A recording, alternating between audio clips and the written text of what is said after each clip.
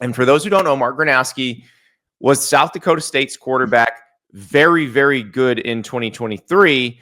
Thought he was going to go into the portal after 2023. He didn't. He stayed with the Jackrabbits and decided to go into the portal last year or this past offseason. So he winds up going to Iowa. This is the guy, he won the Walter Payton Award in 2023, which is basically the FCS Heisman. And Tim Lester said this to our guy, Pete Nakos, about Mark Gronowski.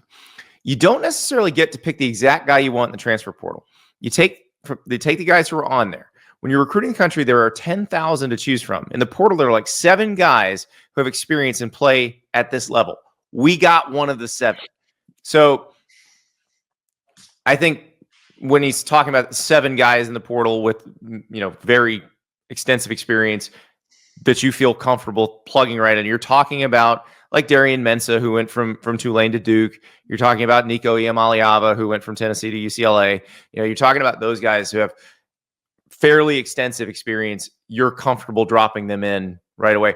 But Ari, I am fascinated by Granowski because Iowa has not had competent quarterback play since CJ Beathard. Yet the Hawkeyes keep winning at a pretty good clip. What happens if they have a competent quarterback? What if I go one better, Andy? What happens if they've got a really good electric quarterback? Like it's a good question. What if they have a truck for a quarterback and not a trailer? Yeah. The problem with Iowa is that their trailers weren't hitched to anything, right? In the past. So if you have a guy who can move the ball down the field, the thing with Iowa too, a lot of times isn't about scoring 40 points a game. It's having an offense that can get 5 first downs. And a lot of times, even if you go from the 20 to the opposing 40 and get 3 or 4 first downs and are able to alter the field position, like that is almost as good for Iowa as other teams scoring, right? Like if you're able to move the ball that way, they haven't been able to move the football. Like last year they were a little bit better, right? Like they weren't terrible. We had the whole bit about Iowa overs a year ago. But if you actually combine a solid to great defense with elite level special teams and a person who can score the football, like I don't know if it was you or somebody else, but somebody, had Iowa, as a pretty important sleeper team in the playoff race this year. I've mentioned it a couple of times. Throw up their schedule again, River, that they can do this. They can do this. They've got Iowa State in the non-conference. That's their toughest non-conference game. But Indiana is their second Big Ten game.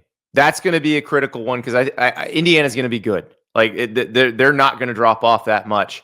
So Indiana has to play Iowa and Illinois in pretty rapid succession. So we'll find out a lot there. But they've got Indiana, they've got Penn State, they've got Oregon, SC. It's not the easiest schedule in the world, but if Iowa has a capable quarterback, there's no automatic loss on the schedule. They can beat everybody on the schedule, including Oregon.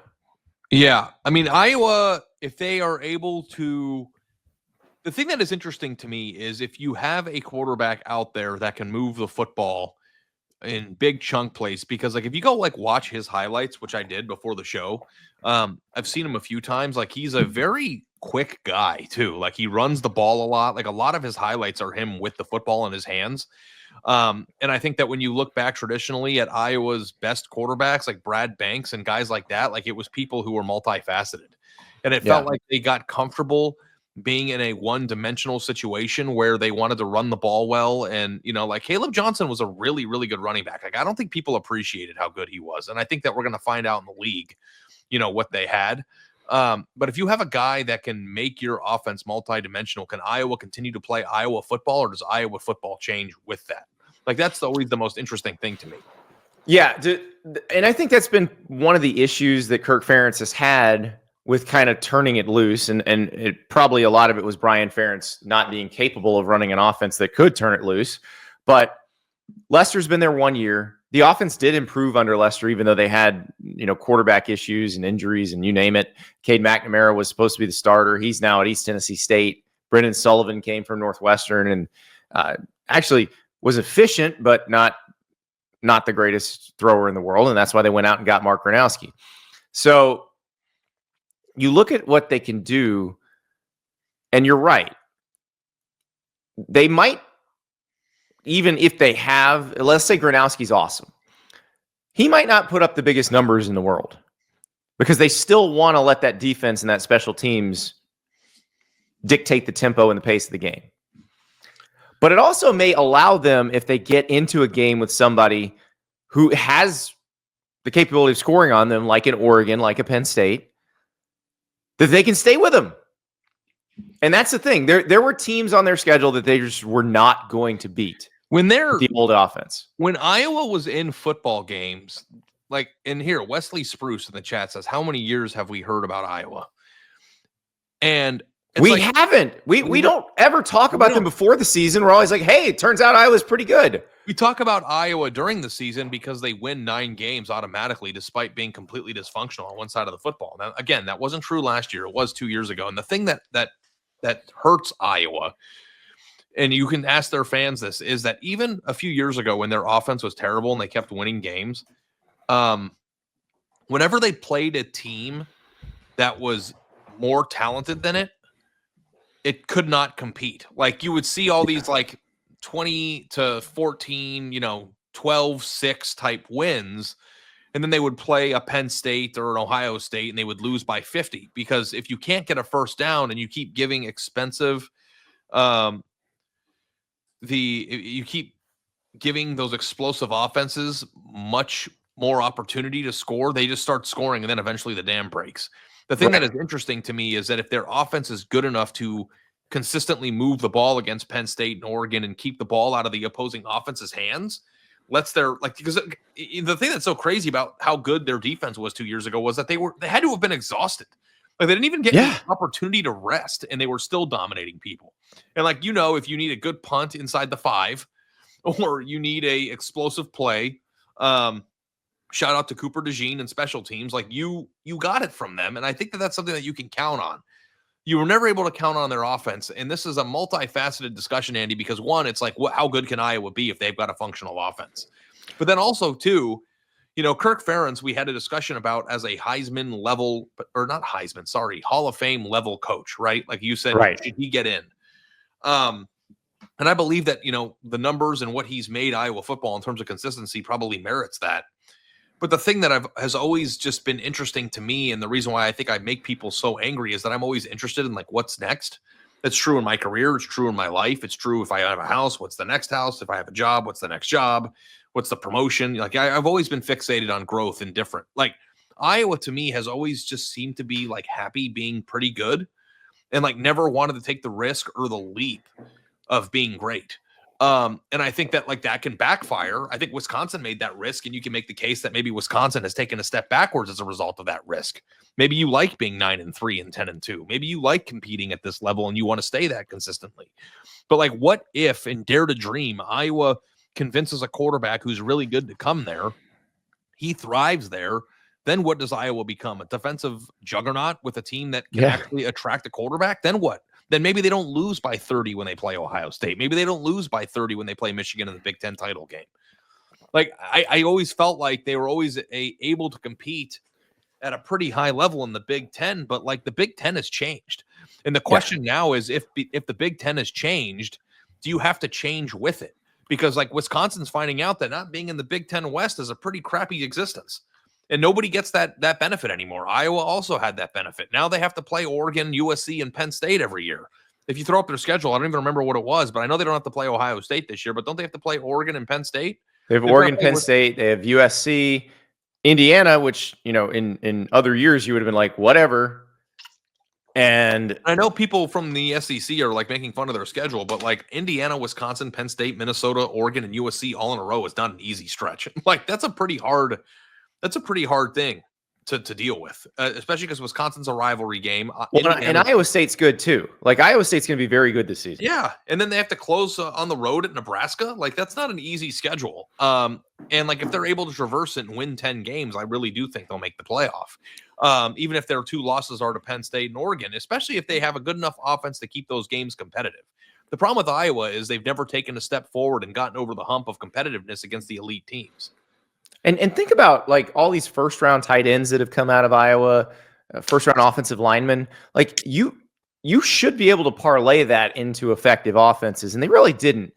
Let me run you. So this is probably the best season an Iowa QB's had in the last 10. So Nate Stanley, I was thinking it would be CJ Beathard, but it was actually Nate Stanley in 2019. So they won 10 games in 2019. Completed 59.4% of his passes for 2,951 yards. He averaged 7.4 yards per attempt with 16 TD passes and 7 picks. Those are very average numbers. And what I mean by that, I'm not like, it's still Iowa, so I don't expect he had 399 pass attempts. I don't expect the number to be off the charts on pass attempts. I don't expect the yardage number to be off the charts. But if you could have a quarterback average 8 yards per attempt, which is not even great, it's just pretty good, and then throw 20 TDs with 5 to 8 picks, like Iowa would win 10 games with that happening. Andy, I do this to you a lot. And it's maybe I'm good at podcasting or maybe I'm bad at it, but I knew I wanted to take this conversation somewhere and I didn't tell you guys about it in the chat because I wanted it to be natural. Okay. So 3 years ago, I made a point about Wisconsin. It was in the middle of the end of the time when Paul Chryst was the coach. Mm-hmm. And I don't remember if I wrote a column or I tweeted about it, but I made Wisconsin people very upset. And I said, Wisconsin has to do something to modernize their offense or they're going to get left behind in the sport. And people went berserk, right? Because Wisconsin at the time was a pounded, defense. I mean, Wisconsin was the better version of Iowa, right? Like they right. had maybe not as good a defense that Iowa had 2 years ago. But they were winning even more consistently for a period of time. And now Iowa's more consistent. But yes, that I agree with you. 100%. So people were like, so your suggestion is that they depart what has made them so successul, which is having a first round or an elite level running back. We're talking about Wisconsin again. Yeah. Yeah. This is Wisconsin. Like, don't be Wisconsin anymore. Try to open it up, run a spread or run a version of a spread that's run heavy that modernizes your offense. Try to get a higher caliber athlete on offense so you don't get blown out. Good news, Ari. Luke Fickell read that column. He did. So like, this is interesting. And the reason why I want to talk about this is, do you think that's wrong? Knowing what we know, like, because we didn't know what would happen if they did that. Now we kind of have a few years of context of what they did. Do you think that Wisconsin in the long term, although undeniably going through growing pains right now as a program that's changing, maybe even having somewhat of an identity crisis, do you think that Wisconsin will be better off long-term having gone through these growing pains in the new construct of college football? Or do you think that teams like Iowa and Wisconsin are better off maintaining who they are and staying that way steadfastly through the evolution of the sport? I think you can evolve, but don't let go of what you're good at. And I think Wisconsin kind of let go of what it was good at, because what was Wisconsin great at? Recruiting and developing offensive linemen. You can talk about running backs all you want. The running back didn't matter. You could put you back there and you would have gained 1,000 yards behind some of those lines. So that's the thing. And what do I always say about offensive line? It travels. Good offensive lines travel. So when you switch to an offense that does not require a dominant offensive line, and that's what most of the air raid type offenses, like, the reason they exist is because they were created by coaches who were at teams who are at programs that could not get the best offensive linemen. So they created offenses that could work around that problem. Well, guess what? Iowa is still awesome at developing offensive linemen. Wisconsin could still be good at developing offensive linemen. Wisconsin went out and got Jeff Grimes as their OC. Jeff Grimes is an offensive line coach by trade. He's coached tight ends as well, but he's calling the plays, and they're going to be kind of a wide zone team. It'll look more like the Barry Alvarez, Brett Bielema of Wisconsin than it has. That doesn't mean you can't evolve, though. That doesn't mean you can't have a dynamic quarterback who can run. And it also doesn't mean you can't get speed on the outside. Well, and that's been Wisconsin's problem, and Iowa's problem as well, they've had nobody who can get open in the offense. They have nobody who could stretch the field at all. So in the NIL era, you can get that person, just prioritize it. Right. So the sport has changed a lot since I had that opinion.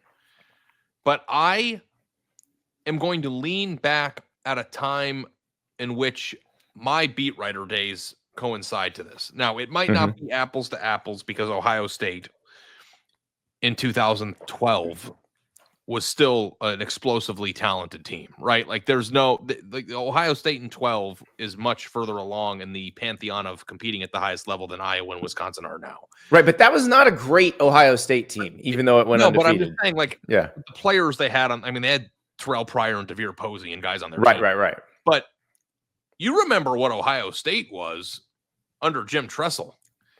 Ohio State was turbocharged Iowa. Great defenses, explosive offensive playmakers, but, you know, nothing good happens after midnight. Punt is the most important play of football. Like, Jim Tressel would say punting is the most important play in football.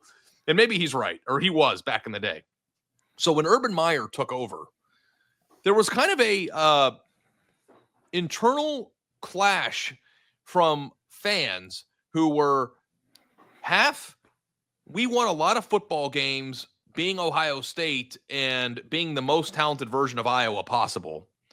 And there was a section of the fans that were tired of getting their ass kicked by the SEC on the national stage who were excited about Urban Meyer's arrival. And it's funny because Luke Fickell had a front row seat to all this. Urban Meyer comes in and they change to a spread. And you know, if you've ever covered a team that changed their offense, how exciting and how scary that is for fans and how fun it is to write about. And Ohio State went to a spread and they had a more explosive offense, but they were a very run-heavy team. If you go back and you look at how they won the national title in 2014, they had a great offensive line and they ran the ball down the opponent's throats. That's why their quarterback... Yeah, you can play a spread that isn't chucking it 60 times a game. So that's what so my point for the changes is that, like, you can be a run-heavy spread team that has a great offensive line and pounds the ball. And when I said about the thing about Wisconsin, I didn't mean go run the Texas Tech air raid from Mike Leach era. I meant spread it out, do some different things while maintaining your identity as a run-first team. Well, that is what they wanted to do because they hired Phil Longo, who they were looking at like the 2020 North Carolina season where he was the OC, and that team ran the ball great. Yeah. But it didn't work out because they didn't have any receivers who scared you. They didn't have a quarterback who scared you. So you got to have both of those things. I actually think what Iowa does offensively is potentially coming back around to being an advantage because defenses have gotten so small and so light trying to cover spread offenses that put 4 and 5 receivers on the field. And you got to cover all these, these fast guys that when you have a team that can pound you up front, that sends a 225-pound running back at you 25 times a game, you don't have the beef up the middle to deal with that anymore. Like your nose is smaller. Your middle linebacker is smaller. This is where Iowa can actually make some hay here. But you still have to have somebody dynamic to throw the ball and a couple of dynamic guys to catch the ball. I'd say one bigger guy who you put on the outside, one smaller guy who you kind of, this is what we talk about with Auburn, with Cam Coleman and Eric Singleton Jr. You have those guys to torture defenses, make you play honestly on defense, not load the box. So they got to do that. But maybe Mark Gronowski changes the math on this.